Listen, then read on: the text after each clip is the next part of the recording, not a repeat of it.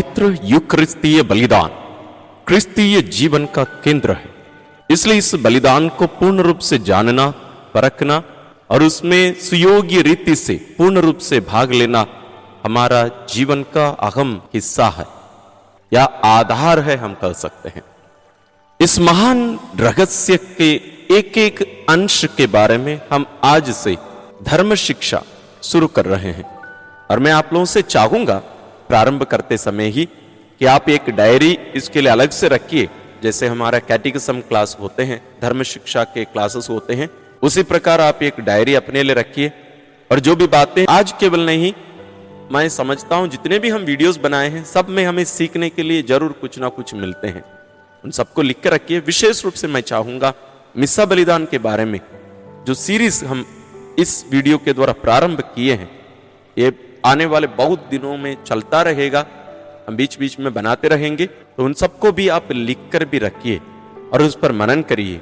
अपने बच्चों को सिखाइए, अपने विश्वासियों को सिखाइए और अपने पल्ली समुदाय को और भी शिक्षित करिए। हम सभी अपने विश्वास को जाने और विश्वास को जिए। आज के इस धर्म शिक्षा में हम मिस्सा बलिदान प्रारंभ होने तक की जो तैयारी है उन पर हम मनन करेंगे ताकि हम पवित्र यूकरिस्तीय बलिदान में योग रीति से सहभागी होने के लिए हम अन्य तैयारियों को पूर्ण रूप से करने पाए। हम इसके पहले भी बहुत सारे वीडियोस पवित्र यूकरिस्तीय बलिदान के बारे में बनाए हैं और उनके लिंक्स हम डिस्क्रिप्शन में दे रहे हैं। उनको आप यदि नहीं देखे हैं उनको जरूर देखिएगा ताकि आपको पता चले कि पवित्र यूकरिस्तीय बलिदान क्या होता है। क्योंकि ये जो धर्म शिक्षा अभी हम जो प्रारंभ कर रहे हैं उन बातों को समझने से हमें आगे सीखने में और बेहतर समझने में हमारी सहायता कर सकता है। कुरिन्थियों के नाम संत पौलुस का पहला पत्र अध्याय 11 पद संख्या 23 से 25 में हम पढ़ते हैं, मैंने प्रभु से सुना और आप लोगों को भी यही बताया कि जिस रात प्रभु यीशु पकड़वाए गए उन्होंने रोटी लेकर धन्यवाद की प्रार्थना पढ़ी और उसे तोड़कर कहा, यह मेरा शरीर है, यह तुम्हारे लिए है, यह मेरी स्मृति में किया करो। इसी प्रकार ब्यारी के बाद उन्होंने प्याला लेकर कहा, यह प्याला मेरे रक्त का नूतन विधान है, जब जब तुम उसमें से पियो तो यह मेरी स्मृति में किया करो। ऐसे वचन हम बाइबल में और भी बहुत सारे देख सकते हैं। जैसे मैंने कहा इसके बारे में हम बहुत सारे वीडियोस बनाए हैं, लेकिन इस वचन के द्वारा आपका ध्यान इस विशेष विषय पर लेके आना चाहता हूं कि पवित्र यूकरिस्तीय बलिदान उस नूतन विधान, नए विधान है जिसे प्रभु यीशु स्वयं अपने पवित्र लहू द्वारा प्रमाणित किए थे, पूर्ण किए थे। पुराने विधान में हम बहुत सारे विधान देख सकते हैं। यीशु के आने के पहले तक जितने भी विधान किए गए वो सब एक पूर्वाभास है, प्रीफिगरेशन। किस चीज के? आने वाले नूतन विधान का। यीशु अपने शरीर में ही इस विधान को किए। इसलिए हम देखते हैं प्रभु यीशु स्वयं बलिवेदी और पुरोहित हैं। वे अपने शरीर में ही इस विधान को पूरा कर दिए। पुराने विधान में यदि हम जाएं, यीशु के आने के पहले जितने भी विधान किए गए, विधान में हमेशा दो पार्टी होते हैं, एक ईश्वर, दूसरे मनुष्य, और उनके बीच में एक मध्यस्थ। जैसे सीनाई पर्वत पर ईश्वर जब इस्राएलियों के साथ विधान किए, वहां ईश्वर स्वयं उपस्थित रहे, इस्राएली दूसरे तरफ, दोनों के बीच में मूसा, और वहां बलि चढ़ाया गया, पवित्र रक्त लेकर लोगों के ऊपर छिड़के और वेदी पर भी छिड़काया गया। वो विधान है। यहां पवित्र यूकरिस्तीय बलिदान जो क्रूस बलिदान यहां हमारे लिए इस पवित्र वेदी पर वर्तमान बना दिया जाता है। The past is made present for us. इसके द्वारा ईश्वर उस नए विधान का नवीनीकरण करते हैं, यानी हमें उसमें हर दिन सहभागी होने के लिए आमंत्रित करते हैं। इस बात को हमें समझने की जरूरत है। मैं क्यों इस बात को आज पुनः याद दिलाया, उसका कारण यह है कि हमें पवित्र यूकरिस्तीय बलिदान के लिए कैसे तैयारी करके आना चाहिए उसको समझने के लिए। इसके पहले भी हम एक वीडियो ऐसे बनाए 15 तरीका जिसके द्वारा हम अपने आप को पवित्र यूकरिस्तीय बलिदान के लिए तैयार कर सकें। अब जरूर उसको देखिएगा। अभी हम चर्च पहुंच गए, मान लीजिए, यानी गिरजाघर पहुंच गए, विश्वासीगण आगे, पुरोहितगण और जितने भी अन्य लोग उनके साथ देते हैं, पाठ पढ़ने वाले, पवित्र कम्युनियन देने वाले, वेदी सेवक, ये सब अपने अपने जगह पर आ गए हैं। तब से लेकर क्या क्या होता है इन पर हम थोड़ा सा मनन करेंगे, क्या होना चाहिए उस पर भी हम थोड़ा सा सीख लेंगे। हम देखते हैं कि विश्वासीगण सभी चर्च में आ गए, गिरजाघर में आके बैठ गए।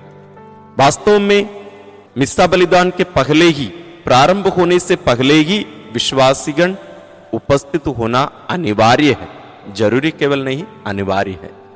क्योंकि इस यूकरिस्तीय बलिदान के द्वारा हम एक वास्तविकता को प्रकट कर रहे हैं। किस वास्तविकता को? यीशु के शरीर रूपी इस कलीसिया की वास्तविकता को हम प्रकट कर रहे हैं, एकता को हम प्रकट कर रहे हैं। हम सभी वहां यीशु के शरीर के रूप में उपस्थित हैं। जैसे कलीसिया हमें शिक्षा देती है, यीशु 5 रूप में हर यूकरिस्तीय बलिदान में उपस्थित होते हैं।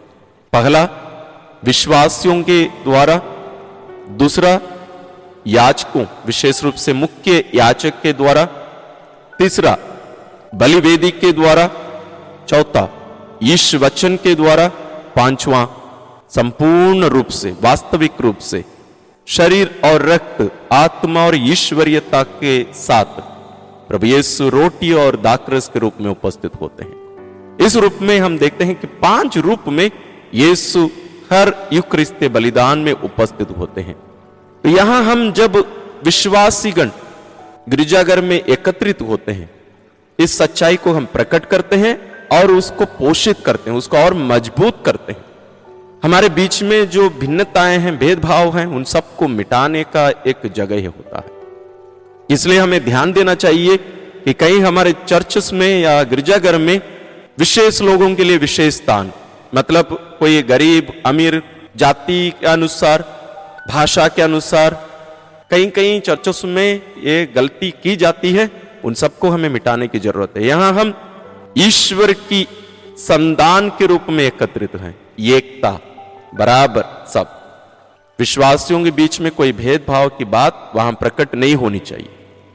और कुछ लोगों को हम ये भी देखते हैं, वो जहां बैठते हैं वहीं बैठना है हमें, और दूसरे सप्ताह जब वे मिस्सा बलिदान में सहभागी होने आते हैं, उनके जगह पे और कोई बैठ गए तो वहां तनाव शुरू हो जाता है।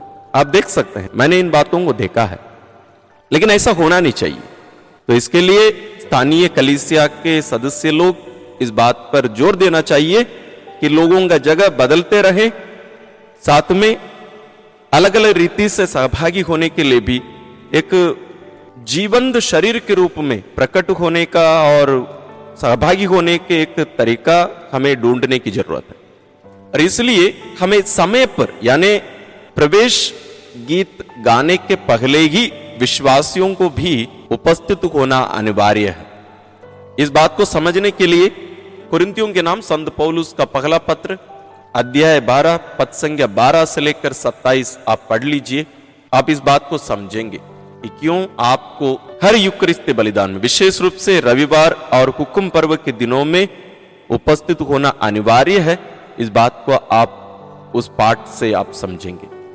जब विश्वासीगण गिरजाघर में या जहां गिरजाघर नहीं होता है, या कभी कभी बड़े त्योहारों में गिरजाघर में पर्याप्त जगह नहीं होता है, तो उचित रीति से तैयार किए गए उस स्थान पर सब एकत्रित हो जाते हैं।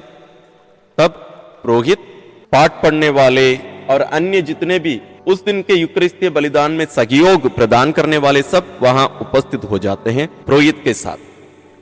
फादर या पुरोहित हम जो कहते हैं, वास्तव में इनको लतीनी भाषा में ऑल्टर क्रिस्तुस कहा जाता है। वहां वो व्यक्ति नहीं, वास्तव में उसके द्वारा स्वयं यीशु वहां उपस्थित हैं। मुख्य याजक इसलिए एक विशेष स्थान है, उन्हें यीशु अपना स्थान प्रदान कर रहे हैं, या उनके द्वारा यीशु स्वयं वहां उपस्थित हैं इस बलिदान के मुख्य के रूप में। इसलिए मेन सेलिब्रेंट अंग्रेजी में कहते हैं, या हिंदी में मुख्य याजक, यानी हम हर एक याचक हैं वहां, ना केवल पुरोहितगण, हम हर एक विश्वासी जो बपतिस्मा प्राप्त किए लोग हैं, हम हर एक याचक हैं, पुरोहित हैं। इसको जब हम बपतिस्मा के बारे में मनन किए उसमें हमने देखा है। यदि आप उन वीडियोस को नहीं देखे हैं आप जरूर उनको देखिए, लिंक्स हम डिस्क्रिप्शन में दे रहे हैं। और एक नई बात मैंने भी सीखी है वो ये है कि रविवार और आदेश पर्व यानी हुकुम पर्व में कम से कम 4 से 6 मोमबत्तियों का प्रयोग वेदी के पास या वेदी के ऊपर करना चाहिए। 4 से 6 रविवार और हुकुम पर्व के दिनों में। और जब धर्माध्यक्ष मुख्य अनुष्ठाता या मुख्य याचक होते हैं तब 7 मोमबत्तियों का प्रयोग करना है। और वेदी पर या उसके बगल में क्रूसित क्रिस्त की प्रतिमा सहित क्रूस रखना भी जरूरी है। अंग्रेजी में जिसको क्रूसिफिक्स हम कहते हैं। क्रॉस क्या होता है? क्रूस हम जब बोलते हैं उसमें क्रूसित प्रभु की प्रतिमा नहीं रहती है। क्रॉस सामान्य रूप से जब हम बोलते हैं क्रूस या क्रॉस, लेकिन जब हम क्रूसिफिक्स बोलते हैं उसमें प्रभु यीशु की, क्रूसित प्रभु यीशु की प्रतिमा होना जरूरी है। वो क्रूसित प्रभु की होनी चाहिए। कहीं कहीं चर्चेस में हम आजकल देखते हैं वास्तव में वो गलत है। क्रूसित प्रभु के जगह पर पुनर्जीवित प्रभु को क्रूस पर रख दिया जाता है। वो बहुत ही गलत सोच है, उसको दूर कर लेना चाहिए। अभी हम जुलूस के जगह पर आते हैं। जुलूस के लिए किन किन चीजों की जरूरत है? वास्तव में जुलूस में प्रोसेशनल क्रूसिफिक्स या जुलूस के लिए प्रयोग किए जाने वाला क्रूस वो वास्तव में छोटा नहीं रहता, बहुत लंबा रहता है। अलग अलग, कहीं कहीं लकड़ी का रहता है, कहीं स्टील का रहता है, आप देख लीजिए, लेकिन होना जरूरी है। जुलूस में हमें क्रूसित क्रिस्त की प्रतिमा सहित क्रूस का यानी क्रूसिफिक्स का प्रयोग करना जरूरी है। ये बहुत ज्यादा महंगा नहीं आता है। आप लोग कोशिश करिए अपने पल्ली में या स्वयं आप अपने पल्ली के लिए खरीद कर दीजिए। ये हर जुलूस में इसका प्रयोग होना चाहिए। इसके साथ मैं समझता हूं हर चर्च में धूपदान होता ही है, यानी तुरी बिल्ड वो होता ही है। यदि नहीं है उसको भी ले लेना चाहिए। इनके साथ वेदी सेवक, पाठ पढ़ने वाले और अन्य लोग जो वहां मुख्य याचक को सहायता प्रदान करते हैं, मदद करते हैं, उनके अनुसार का परिधान होना, यूनिफॉर्म होना जरूरी है। पाठ पढ़ने के लिए भी होता है। आप कोशिश करिए, क्योंकि ये सब हमें उसकी विशेषता को प्रकट करता है, हमारे विश्वास को ये सब बातें प्रकट करती हैं। तो थोड़ा सा इन बातों में हमें ध्यान देने की जरूरत है। तो जुलूस में कौन कहां खड़े होना चाहिए? सबसे पहले धूप वाहक धूप दान लेकर यानी तुरी लेकर धूप वाहक सबसे पहले जुलूस में सबसे पहले वही खड़े होते हैं। और जुलूस में पहले जाने के पहले ही मुख्य याचक के पास आकर थोड़ा सा लोबन डलवा देना चाहिए। वो सामान्य रूप से होता है। और मुख्य याचक लोबान डालने के बाद क्रूस के चिन्ह से धूप दान को आशीर्वाद देते हैं या आशीष देते हैं। उसके बाद वेदी सेवक धूप दान लेकर जुलूस के शुरू में जाके खड़े हो जाते हैं। उनके तुरंत बाद जलती हुई मोमबत्तियां लिए हुए परिचरों के बीच वेदी सेवक या क्रूस लिए हुए अन्य परिचर मतलब मिनिस्टर्स, बहुत सारे लोग होते हैं, मतलब पाठ पढ़ने वाले होते हैं, पवित्र कम्युनियन वितरण करने वाले होते हैं, ऐसे बहुत सारे लोग होते हैं। उसमें ज्यादा हम विस्तार में नहीं जा रहे हैं। तो क्रूसित क्रिस्त की प्रतिमा सहित क्रूस यानी क्रूसिफिक्स लिए एक वेदी सेवक, उनके दोनों तरफ 2 वेदी सेवक भी हो सकते हैं या अन्य 2 परिचर, अन्य 2 मिनिस्टर्स या अन्य कोई 2 व्यक्ति। उसके बाद वेदी सेवक और अन्य परिचरगण, अन्य जितने भी मिस्सा बलिदान में उस दिन मदद करने वाले, पाठ पढ़ने वाले, वो सब वास्तव में जुलूस में जाना चाहिए। उसके बाद पाठक, एक विशेष व्यक्ति, पाठ पढ़ने वाले जो सुसमाचार ग्रंथ यानी the book of the gospels, यह धर्म ग्रंथ नहीं होना चाहिए, यानी बाइबल नहीं होना चाहिए, या धर्म ग्रंथ पाठ संग्रह यानी लेक्शनरी, जो पाठ पढ़ने के पुस्तक प्रयोग किया जाता है उसको अंग्रेजी में लेक्शनरी बोलते हैं, या धर्म ग्रंथ पाठ संग्रह, उनका प्रयोग नहीं करना चाहिए। यदि हमारे पास सुसमाचार ग्रंथ यानी the book of the gospels नहीं है तो हमें जुलूस में धर्म ग्रंथ और पाठ पढ़ने वाले पुस्तक को ले जाना नहीं चाहिए। और बहुत सारे जगहों पर हम इनका प्रयोग करते हैं जो कि गलत है। और मेरी जानकारी में आज तक हिंदी में ये सुसमाचार ग्रंथ बनाया नहीं गया है, वो अलग से नहीं है। तो वास्तव में जुलूस में हम कोई भी धर्म ग्रंथ या पाठ पढ़ने का जो धर्म ग्रंथ पाठ संग्रह है उसको लेके नहीं जा सकते हैं। और इनके पीछे रहते हैं अनुष्ठाता पुरोहित और उनके साथ सह अनुष्ठाता पुरोहित यानी कॉन्सेलेब्रेंट्स जो पहले रहते हैं। कॉन्सेलेब्रेंट्स या सह अनुष्ठाता पहले रहते हैं, उनके बाद मुख्य याचक। तो इस प्रकार होता है जुलूस। ये जुलूस जैसे तैयार हो गया, लोग सब अपना परिधान अपना कपड़ा पहन लिए, वेस्टमेंट्स पहन लिए, तो उसके बाद उसके तुरंत बाद क्वायर माने गायक मंडली गाना शुरू करती है और तब प्रवेश गान प्रारंभ किया जाता है। और प्रवेश गान चुनते समय भी हमें ध्यान देना चाहिए, ना केवल प्रवेश गान, उस दिन के मिस्सा बलिदान के गीत सुनते समय हमें उस दिन के पाठों को देखकर चुनना जरूरी है। प्रवेश गान भी उस बात को प्रकट करना चाहिए ताकि पूर्ण रूप से गीत, उसके मतलब और पाठ और उस दिन के प्रवचन और ये सब बातें एक ही विषय पर चलने से बहुत अच्छा रहेगा। और मिस्सा बलिदान में प्रयोग किए जाने वाले गीतों को भी वास्तव में धर्माध्यक्ष और धर्म प्रांत के द्वारा चुना जाना भी आवश्यक है, क्योंकि बहुत सारे गीत जो हैं हम मिस्सा बलिदान में प्रयोग नहीं कर सकते हैं। बहुत अच्छे अच्छे गाने हैं लेकिन वे पूजन पद्धति के विरुद्ध हैं, खिलाफ है, उनका प्रयोग हम नहीं कर सकते हैं। इसलिए हमें ध्यान देना चाहिए कि कोई भी गीतों को हम ऐसे ही लेके आकर बिना अनुमति के हम मिस्सा बलिदान में प्रयोग नहीं कर सकते हैं। और ये जो प्रवेश गान है ये 4 बातों को प्रकट करता है। वो इस प्रकार है, समारोह का आरंभ करना, तो ये बताता है विश्वासियों को भी और सभी लोगों को कि यहां समारोह प्रारंभ हो रहा है। दूसरा, एकत्रित समुदाय की एकता को पोषित करता है, क्योंकि हम सभी मिलकर इस गीत को, प्रवेश गीत को गाने के लिए बुलाए गए हैं। मिलकर गाना, सब मिलकर गाना एकता को प्रकट करता है और उसको पोषित भी करता है, मजबूती देता है। इसलिए गीतों को जब हम चुनते हैं ध्यान देना चाहिए कि ज्यादा से ज्यादा लोग उसको गाने पाए। यदि नए गाने लिए जा रहे हैं तो उसके लिए आपको प्रिंटेड बुक्स भी देना जरूरी है ताकि लोग भी साथ में उसको सीखें और साथ में गाएं, अन्यथा जो महत्व है उसको हम खो देंगे। तीसरा है धर्म विधि काल या उत्सव के रहस्य से परिचित कराना।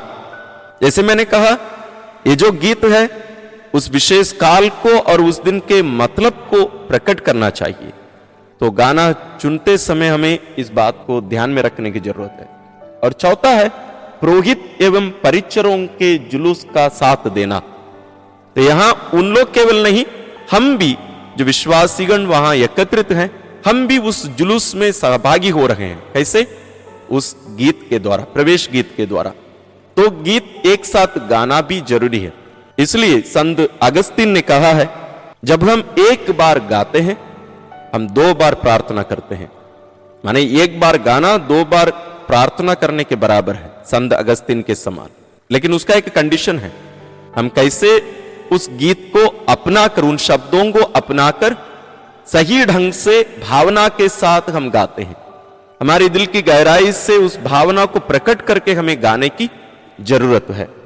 और मुख्य याचक और वेदी में प्रयोग किए जाने वाले जो कपड़े हैं उनका रंग उस काल के अनुसार होना चाहिए, जिसके बारे में हम इसके पहले मनन कर चुके हैं जब हम पूजन पद्धति के बारे में मनन किए।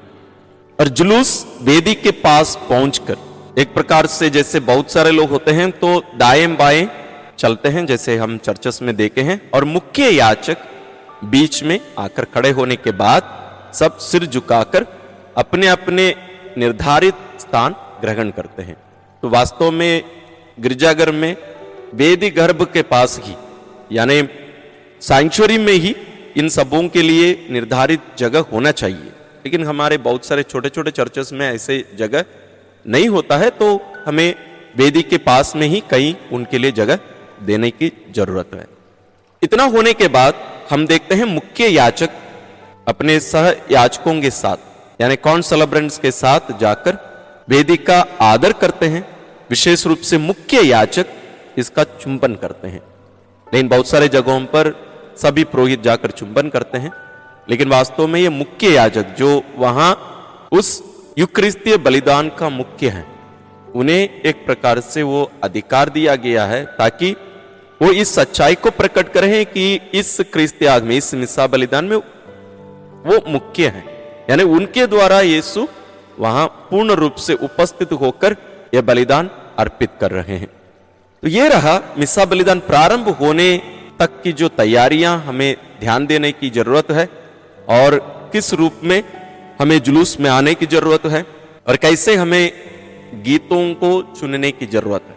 आने वाले दिनों में भी हम इसके आगे की बातों को, हर छोटी छोटी बातों पर हम मनन करेंगे, उनके कारण को जानेंगे, ताकि हमारा क्रिस्तीय जीवन का ये जो सबसे महत्वपूर्ण घटना है या कार्य है, इसको हम जानने पाएं, इसके महत्व को जानने पाएं, और हम जो कुछ करते हैं वो क्यों करते हैं और कैसे करना चाहिए, इन सबको हम सीखेंगे, ताकि हमारा क्रिस्तीय जीवन और भी अर्थपूर्ण हो और हम ईश्वरीय जीवन में आगे बढ़ने की कृपा हम सबों को मिलते भी रहे। ईश्वर आप सबों को आशीर्वाद प्रदान करे।